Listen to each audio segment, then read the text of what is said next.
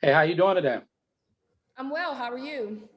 I can't complain, can't complain. My first question to you is, what does it mean to you to give opportunities to young people that are actually trying to break into more of the production side in this industry?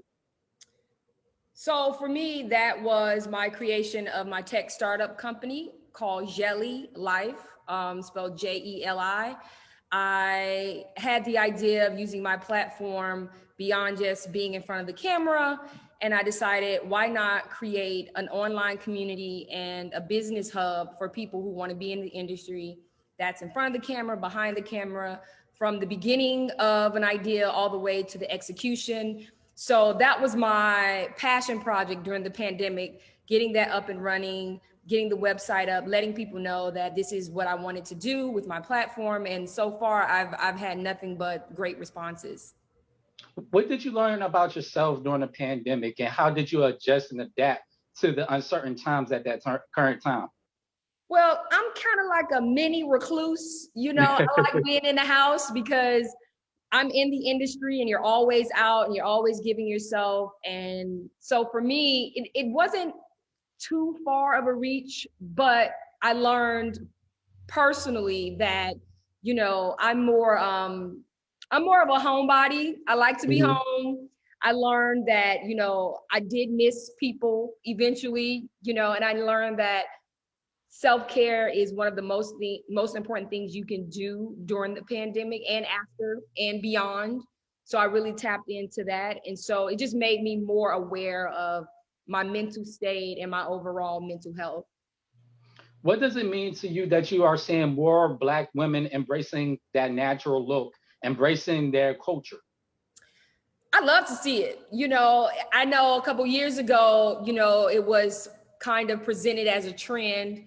I mean, I went natural my freshman year in college. I did the big chop before it even was called the big chop. I just knew I didn't Mhm. want a perm in my head anymore.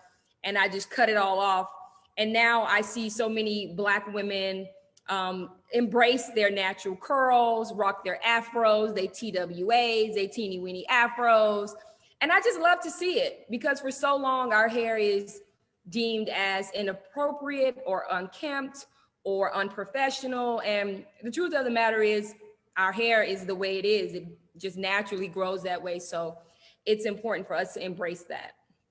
So I know that Juneteenth was a federal holiday. What does that holiday actually mean to you? And do you think it's a step in the right direction of making a change in America?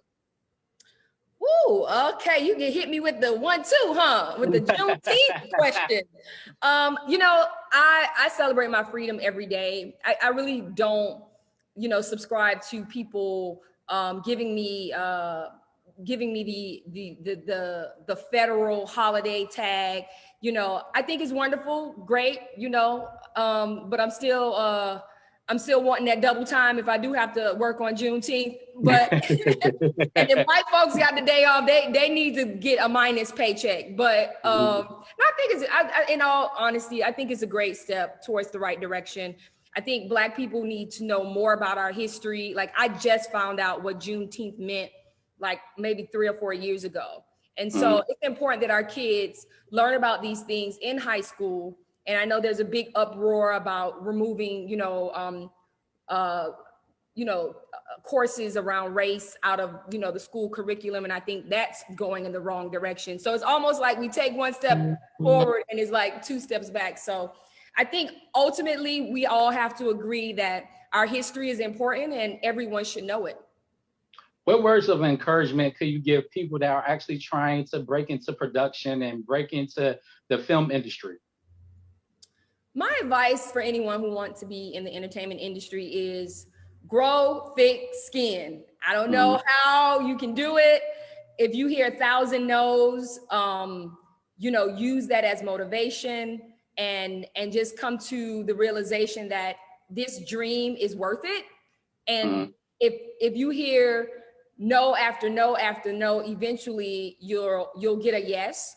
And in the meantime, in that interim, just hone your craft. Always do something towards your craft and do multiple things. Mhm. What did you learn about yourself with being in this industry for a brief period of time in your career? Brief? Boy, you mustn't read the resume. I've been in Hollywood almost 20 years now. Don't let the black fool you now. Don't let it fool you. Don't let it fool you. No, I've been in the industry. I've done, production work. I've been a PA. I've been a hairstylist. I've done just about every job in the industry to move towards my dreams of being an actor. When I first moved to LA, I just wanted to be on set. I wanted to gain experience. I wanted to network. So I was kind of like hopping all over the place, but I eventually learned that tenacity is what set you apart from most people. Like some people think certain positions are beneath them or are less than with, if you want to be a producer, that's the only thing on your mind. So you may think someone who works in craft services is underneath you because you want to be a producer. But the truth of the matter is every person on that set has a ability to do great work, and they're very necessary. What advice can you give other people that want to tell the stories of Black individuals, but have a fear that they're going to be judged or they're going to lose their job or some type of status? What advice can you give those individuals? Well, I always like to remind people that fear is not a real thing. And if you're walking into a situation thinking you're going to lose something, you've already lost it.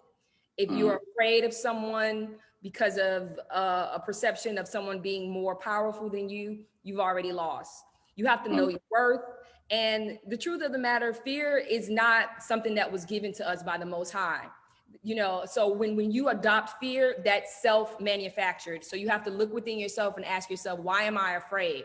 Why am I not speaking truth to power? Why am I not telling my stories in my authentic voice? Because a lot of people may not agree with you. A lot of people may not be on board. You may not get traction with a project because you're telling the truth. But guess what? You're standing in your authenticity and no one can take that away from you. What does it mean to you that you had overcame a lot of obstacles and you utilized your faith as well as just your positive mindset of overcoming obstacles in your life? What's the question again? I'm sorry. I start thinking about my tea that's brewing over there. My ADHD. I'm sorry. It's okay. How has your faith molded you into the woman that you are, with overcoming fear as well as any type of obstacles that you had to overcome? My faith is very important to me, and it has only been strengthened over the last couple of years. When I came to LA, I knew I wanted to be an actor. I've always wanted to be an actor. And, you never know if you're in alignment, right? You're always asking those questions. Am I supposed to be here? Is this my purpose? Am I moving in the right direction? And so every time I get that confirmation, like things like this, linking up with Ri-Karlo, him doing the same work that I'm doing, I'm like, okay, I'm in alignment and I'm moving in the right direction. So you always got to just tap into your spiritual man and ask those questions, and you'll receive signs and to let you know, like, I'm on the right path. What does it mean to you that more women are talking about uncomfortable topics like sexual harassment and sexual assault, especially in this industry? Well, those are topics that need to be discussed. We all know that Hollywood is synonymous with the casting couch, and Black women have been, basically put down in many ways, not only sexually, colorism, back to the topic of our hair, body type, maybe not subscribing to a certain European look, So I think these topics are going to always be there. And so when there's honest conversations around them, then there can be enlightenment. So these conversations have to be had. Like they cannot just end with the movement. They have to keep going. And my last question for you is, what do you think about the conviction with the law enforcement officer that killed George Floyd? What is your thoughts on that? My thoughts on the sentencing? Yes, ma'am. Of George Floyd, Derek Chauvin? Yes, ma'am. Unfortunately, I'm not surprised. It's really sad to see the injustices that continue to plague this country for Black Americans. But unfortunately, until the system is dismantled, it's going to always be that way. It's not set up for us to win. And I think ultimately, you know, we have to find ways to, I hate to say it, but create our own communities, create our own cities, and, you know, almost be separate from people who don't want to see us thrive. Now, we welcome everybody. Hey, we all love over here. Everybody invited to the picnic if you know how to act right. But if you don't know how to act right, you're gonna find yourself on the outside looking in. So I think ultimately we wanna create our own utopia, because we know that these systems that are set in place, they're not going to allow us to be our best selves. So we have to find ways to create our own personal utopias and our community utopias. I have one more quick question. Of course you do. I can see it in your eyes. So we was talking about the Black Lives Matter movement. What else can we possibly do to bring more awareness on changing different things in the community? Because we've been marching all the time, but there's no actual change within the government. Well, you got to look at marching. It's antiquated, right? We marched in the 50s and the 60s, and it was directly connected to boycotts. We were boycotting certain systems like the bus system, the counter system. Now we're just marching, and it becomes a social media, you know, trend, and then it goes away. I think ultimately, Black Americans, Black people, Indigenous people, people of color, they need to all unite, because if you're discriminated against because of your color, the color of your skin, your socioeconomic status, where you live, you need to find your tribe, and you guys get together and, like I said, create those communities, and then get involved in these policy makings and the law. Like, we have to be involved on the very base of what this, you know, country is built on, and that's creating policies and laws that directly affect us. One more last question. I'm sorry. One more last question, boy. I'm sorry. So with the advancement of technology and TikTok, is that a great source for young directors and producers and people that are intertwined within the video aspect? Is that a great marketing tool to utilize? Without a doubt. I do believe social media, TikTok, Instagram, like all of these platforms give Black creators the outlet to come up with dances, you know, many web series, you know, and unfortunately, you know, they get stolen. They get, you know, they white TikTokers or whatever they call, I don't know, I'm not a millennial, but whatever they call, they go on and get credit for the dances. And I just saw recently, which I absolutely love, they basically boycott. They weren't going to do a dance to, I think, Meg Thee Stallion's latest song. And so the white TikTokers were struggling to try to come up with a dance. And that's what power looks like. That's what standing on your truth look like saying, hey, this is our culture. And if we can't benefit from it, whether that's financially, whether that's, you know, on a global level, or getting access to deals, brand partnerships and all that stuff, then we'll shut it down. So I love the youth that they're taking their power back. And I think, yes, keep creating, keep, you know, going on these platforms and doing your thing, because, you know, that's how people are being discovered. And I think it's only fair that the industry recognize that Black people move the culture and is the culture. Thank you for your time, Mrs. King. I definitely enjoyed this little interview. Definitely have a blessed one. And I'm hoping to look forward to talking with you soon. Okay, you have a blessed day. Yes, ma'am, you too. Okay, bye-bye. All right, bye-bye. And boom. And boom. So what's Dilly? All right, so what's next? You have Ri-Karlo next, okay? Oh, yes, ma'am. Okay, I'll mute myself. How are you, sir? Hey, how you doing, buddy? Good. Can you see my shirt? I can't tell. Yes, I can see your shirt. All right. Yeah. Yes. So All right, you have so experience. Go ahead. You was about to say something. I'm sorry. No, I'm gonna just pin me for right now. That'll make it easier. Okay. All right, awesome. Okay, perfect. My first question to you is: you have a lot of experience in the industry. What words of advice can you give people wanting to be a film director? Well, I mean, first of all, I would tell anyone that wants to be in this business to approach being involved in this business. A lot of times we get hyper focused on a job we saw someone do, and we're like, I want to do that job or I want to have that title, right? But this is a business, and so it's an industry, just like the music industry or the car industry or the technology industry. And until you've worked in it, until you've done some of the jobs like Nika talked about, being a PA, working behind the scenes, or learning a craft, you may not know what job you might end up doing. And I say that because I thought I was going to be a director. I was directing music videos at 18.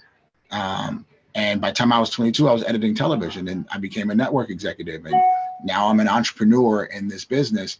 And so you never know where it's going to take you. So the first thing I tell everyone is to learn about the business. And after you learn about the business, then choose wisely what you want to spend your time doing. What are some of the pros and cons with being an entrepreneur, and how has marketing helped you out as a brand?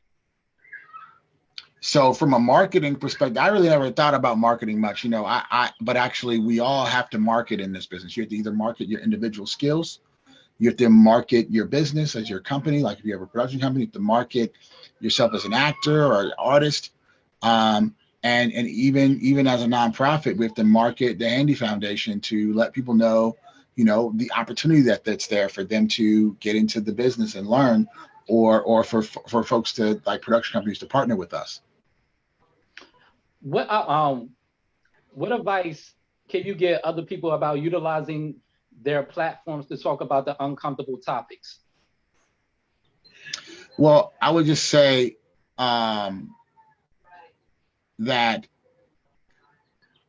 I think that, like, specifically with me, I never really felt like I had a platform, and I think we all do, whether we have 100 followers or we are, a manager at our company, or we have 1 million followers and we're super influential in people's lives.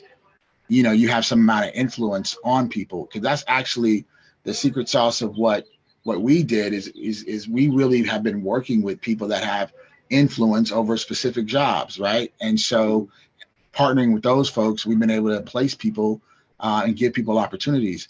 And so what I would tell to anyone is don't be afraid to speak up when something wrong is happening or something you believe needs to change, should change. A lot of what we are seeing in our industry now are folks that are finally able to be heard. Maybe they have been speaking up, but they hadn't been heard before about diversity in their company, on their show. And so, there's still a lot of work to be done, but you're starting to have people be heard about what they want to see in their own company. And that's the most important place you can make an impact, is in your own city, your own town, your own neighborhood, your own company, your own office. And so that's why I think that you need to, speak up when you see any injustice. What inspired you building your foundation? Was it something that you always thought that you was going to do, or was it just the adaptation with the pandemic? So the backstory is long and sordid, right? There's a whole LA Times story about the viralness of my Black editors post and list that subsequently followed. But I think what really inspired it was my conversations with so many people that wanted opportunity, and so many people that were looking for those people. As I was in this viral moment, it was very clear that I had access to two sides of the coin, to really bring folks together that were looking for each other. And all we had to do was create the program to connect them. So that's what the Handy Foundation does. We connect studios that are looking to diversify their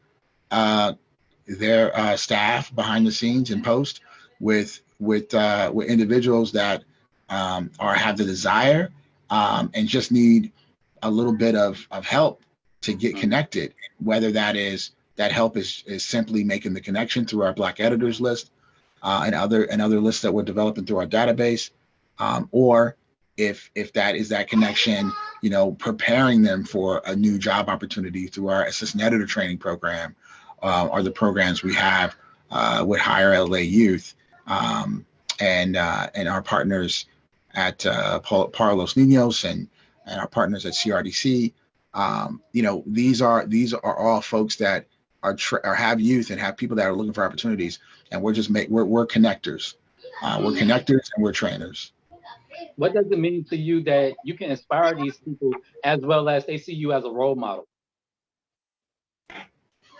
I think that I'm a big brother, right? So I have a little brother, I have two little sisters. So I think I definitely have expanded on that role with being someone that has helped other people get into the business over the years, help other people navigate. And I think that I may have a bigger platform today, but it's an ebb and flow in this business.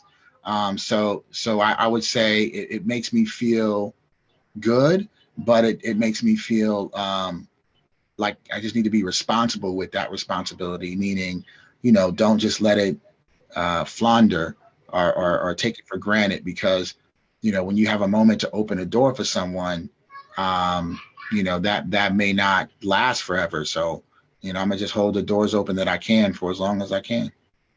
What does it mean to you that more minorities as well as women are getting recognized more for what they do on the production side of things? Well, I think that it's more of a conversation that's happening, but it hasn't been like a fundamental shift to how Hollywood does business yet. I think that's what we're working towards. I think that, these conversations are important, but more importantly than the conversations are the actions that happen behind them, the shifts that happen behind them. So I think that the sustainability of it is really what I'm more concerned about. And that's why, the things that we're working on with the Handy Foundation and making them sustainable, making them a staple, is something that we're working for. So I'm excited the conversation is happening, because it allows us to kind of make that movement possible. But there's always work to do. There's more work to do. What are your thoughts about Juneteenth becoming a federal holiday? So I've been celebrating Juneteenth, since I learned about it in I believe in high school. And there's a lot of our holidays like Kwanzaa. Juneteenth is the first reason Black people had to celebrate in this country. We didn't really have any reason to celebrate before this date, and it spawned all kind of things. Gospel music, for instance. Negro spirituals. So it's fundamental. And I think that the sad part about it is that Congress had a plethora of proposals they could have jumped on quickly, as a response to 1 year after George Floyd, but that's what they chose, because it was something they could get everyone to agree to. So sadly, they couldn't agree quickly on there's a problem with the police department, there needs to be reform. Sadly, they couldn't agree on it's important to protect voting rights, right? Like, sadly, this was the easiest thing, so it's a win, but at the same time, I hope it's not a Pyrrhic victory, meaning a victory that costs us too much because we now ignore something that we should be paying attention to more than a celebration. What are your thoughts about the conviction with Derek Chauvin, and how can we get justice for Breonna Taylor? Because it seems like Black men that are brutalized by law enforcement, they get a little bit more exposure than women that are brutally beaten and have police brutality. How can we change that dynamic? I mean, that's a multi-layered question. So I think that, you know, if you understand our legal system, you know, the more someone gets advocated for, the more people that speak up for them, the more people that negotiate on their behalf, you know, the more lenient the judge will be with their sentencing. And then there's historical precedents and things like that that to consider.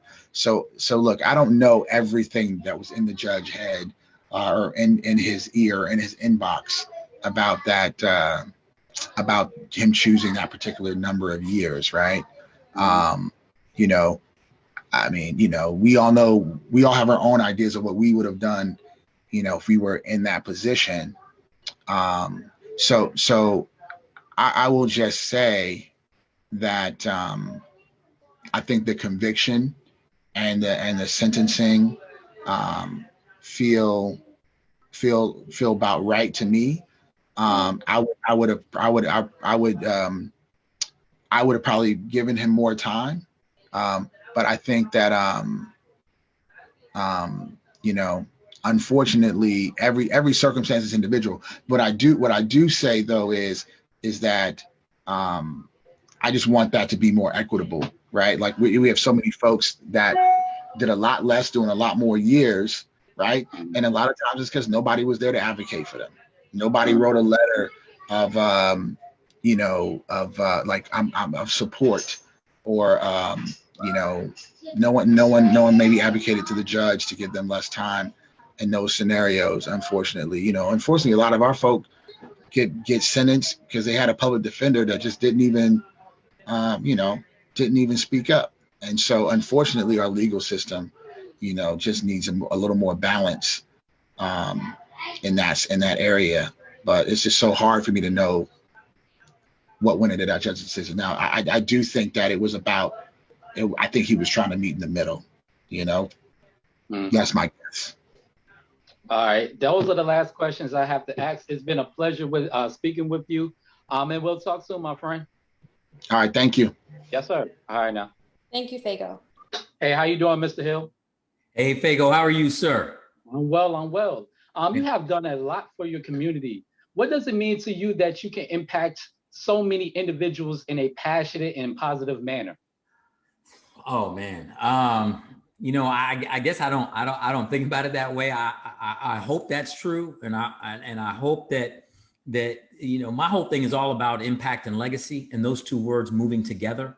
That if you can actually have positive impact and that impact actually lasts, or there's some legacy attached to it, then you've actually done something. And so, you know, my goal is exactly that, and simply. And so, I've been very fortunate in my career in many different ways, but certainly it's certainly not about me. You know, there's so many people in my life that have helped me achieve different things that but for those people helping me, I wouldn't have done any of the things that I've done. And so I stand to the extent of however I'm standing on the shoulders of folks who have been part of a collective to try to have positive impact in our community. And that's what it's all about. I mean, if we're not going to have positive impact in our community, why are we doing this? You know, what's the real purpose? And so to me, that's just part of what we do. Mm-hmm. And my last question is, what words of encouragement can you give people who doubt themselves during the process? Ooh, wow.